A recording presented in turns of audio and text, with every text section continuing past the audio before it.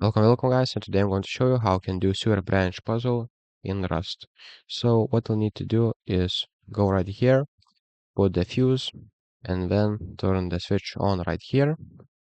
After that, we should go right here, and we should crouch right here, drop down this tunnel, and now we need to go right here, prepare your green keycard, swipe it, and you'll see loot right here, so loot it. After you're done looting it, we can go further.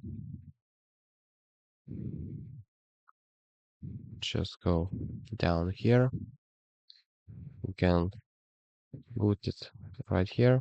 As you can see, there's a recycler, and if you go right here, you'll find a blue key card right here.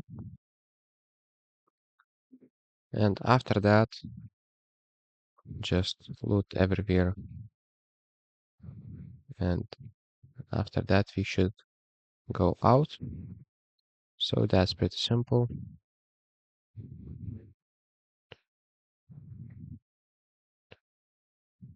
Just go right here.